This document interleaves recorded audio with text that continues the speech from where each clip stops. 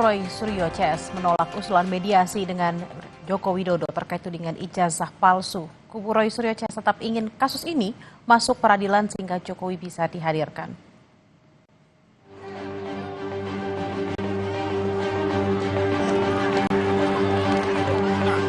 Kemarin waktu saat kasus perdata, Saudara Joko Widodo berulang kali dimediasi justru tidak pernah hadir. Hari ini di kasus pidana yang Saudara Joko Widodo sendiri melaporkan, maka Saudara Joko Widodo harus masuk ke pengadilan. Usulan mediasi antara Roy Suryo CS dengan mantan Presiden Jokowi untuk menemukan titik temu kasus fitnah ijazah palsu ditolak koordinator kuasa hukum Roy CS.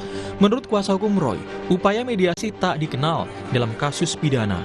Karenanya, kubu Roy ingin proses peradilan ditempuh sehingga Jokowi bisa dihadirkan. Termasuk kemarin kami komplain Saudara Faisal Assegaf yang tiba-tiba bicara tentang perdamaian, juga Prof. Jimli Asidiki yang bicara tentang mediasi karena ini kasus pidana, bukan kasus perdata. Kemarin waktu saat kasus perdata, Saudara Joko Widodo berulang kali dimediasi justru tidak pernah hadir. Hari ini di kasus pidana yang Saudara Joko Widodo sendiri melaporkan, maka Saudara Joko Widodo harus masuk ke pengadilan. Jadi jangan kemudian membangun narasi untuk mediasi di kasus pidana. Adalah Ketua Komisi Percepatan Reformasi Polri Jimli Asidiki yang mengungkap usulan mediasi muncul dari aktivis 98 Faisal Assegaf saat audiensi dengan Komisi Reformasi Polri. Menurut Jimli, bukan tak mungkin jalur mediasi juga ditempuh dalam proses pidana apabila seluruh pihak mencapai kesepakatan. Nah, muncul ide-ide antara lain misalnya Pak Assegaf tadi mengusulkan bagaimana bisa nggak mediasi? Oh bagus itu, coba tanya dulu mau nggak mereka dimediasi, ya kan? Baik pihak Jokowi dan keluarga maupun pihak Roy Suryo dan kawan-kawan mau nggak dimediasi? Nah, jadi status tersangkanya tetap, ya kan? Tapi dimediasi dulu. Kalau misalnya ditemukan titik temu, ya kan, ya bisa tidak dilanjutkan pidananya. Tapi kalau seandainya tidak berhasil, ya lanjutkan nggak apa-apa. Tidak ada forum lagi yang bisa membuktikan keaslian atau tidak aslinya. Sebelumnya kubu Roy Suryo kerap meminta penyidik Polda untuk memperlihatkan ijazah asli Jokowi untuk membuktikan ada tidaknya fitnah soal tudingan ijazah palsu. Namun dalam sidang sengketa ijazah Jokowi di Komisi Informasi Pusat, pihak Polda selaku termohon mengaku salinan ijazah asli Jokowi ada dalam penguasaan Polda Metro Jaya sebagai barang bukti. Saat ini dia dalam penguasanya Polda Metro Jaya ya? Dalam penguasaan Polda Metro Jaya dalam status penyidikan, res medisita mendapatkan penetapan penyitaan dari pengadilan negeri setempat. Baik. Kasus fitnah ijazah Jokowi yang memakan waktu cukup lama kerap berkutat pada permintaan memperlihatkan ijazah asli tersebut. Namun faktanya, dalam gugatan perdata di PN Surakarta dan Sleman, tuntutan para penggugat selalu berakhir deadlock karena Jokowi menolak memperlihatkan ijazah asli sarjananya. Tim Liputan, Kompas TV.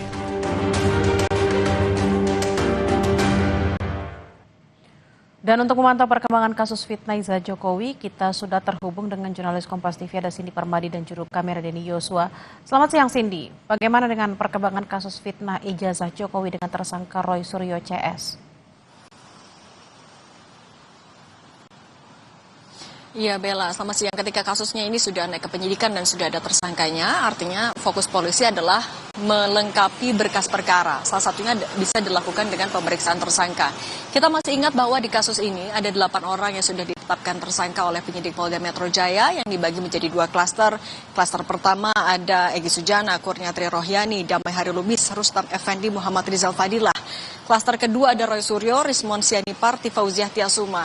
Kedua klaster ini ada pasal yang disangkakannya itu sama, tapi ada juga yang berbeda. Ini yang menyebabkan klaster itu dipisah. Kalau klaster pertama misalnya ada pasal penghasutan, sementara kalau klaster kedua ada pasal manipulasi data elektronik dan pencemaran nama baik.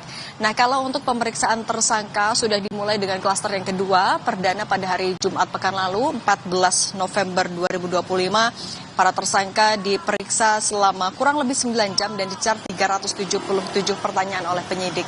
dalam setiap pemeriksaan sebagai tersangka itu penyidik akan berfokus pada pasal yang disangkakan. Bagaimana melengkapi konstruksi perkara menyesuaikan dengan pasal hingga nantinya berkas perkara bisa lengkap dan dilimpahkan ke pengadilan. Nah, kalau kita juga ingat bahwa dalam kasus ini tersangka tidak dilakukan penahanan, tapi yang dilakukan oleh Polda Metro Jaya adalah mewajibkan para tersangka ini melakukan wajib lapor seminggu sekali secara langsung ke Mapolda Metro Jaya dan pada setiap hari Kamis. Nah, kemarin para tersangka ini sudah mendatangi Polda Metro Jaya tidak hanya untuk wajib lapor, tapi juga sekaligus mereka mau mengajukan permohonan nama-nama saksi dan ahli untuk diperiksa yang menurut mereka bisa menguntungkan mereka atau menjadi penyeimbang dalam perjalanan kasus dugaan ijazah palsu Presiden ke-7 Joko Widodo. Beberapa ahli yang mereka singgung, ada ahli linguistik forensik, ada ahli pidana, ada ahli teknologi informasi. Ada juga kabarnya 11 saksi yang namanya mereka ajukan, dan ini adalah nama-nama yang berbeda dengan yang sebelumnya juga sudah pernah mereka ajukan kepada Polda Metro Jaya. Selain itu mereka juga mengajukan gelar perkara khusus lagi. Sebenarnya gelar perkara khusus ini sudah pernah mereka ajukan juga, tapi kalau menurut versi mereka belum ada tindak lanjutnya, sehingga ini mereka ajukan kembali dan mereka meyakini yang kali ini akan ada hasil yang berbeda. Sementara juga soal opsi mediasi yang sempat disinggung oleh Prof. Jimli Asyidiki, kalau dari kuasa hukum tadi kita juga mendengar di paket pengantar, kalau dari kuasa hukum Roy Suryo CS tampaknya menolak ini adalah kasus pidana sehingga ia menginginkan bahwa Presiden ke-7 Joko Widodo juga nanti hadir di persidangan. Tapi kalau dari versi Roy Suryo kepada Kompas TV kemarin, tampaknya kalau dari Roy Suryo akan lebih manut kepada kuasa hukumnya, pertimbangan kuasa hukum apa, tapi tampaknya tidak akan menutup sepenuhnya kemungkinan mediasi itu, Bella. Cindy, tadi Anda sempat mengatakan bahwa Roy Suryo CS harus wajib lapor seminggu sekali. Apakah juga ada informasi bahwa mereka juga dicekal?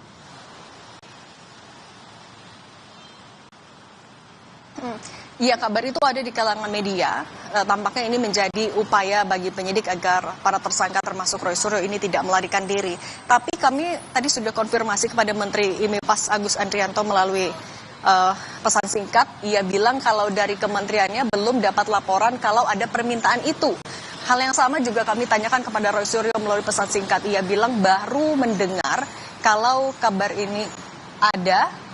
Kalau kabar ini ada justru dari media. Sementara kalau dari Kabid Humas Polda Metro Jaya juga tadi kami tanyakan, ini sebenarnya adalah pencekalan yang sudah diajukan kepada imigrasi atau masih sebatas larangan dari penyidik, kemudian masih belum dikonfirmasi. Respons terakhir Polda Metro Jaya kepada kami adalah bahwa nanti setelah rilis jam 14 atau jam 2 siang nanti akan dijelaskan secara lebih detail. Nah, soal penahanan juga kita ingat ketika ada kasus pencekalan ini, kemudian pertanyaan selanjutnya adalah apakah akan dilakukan penahanan.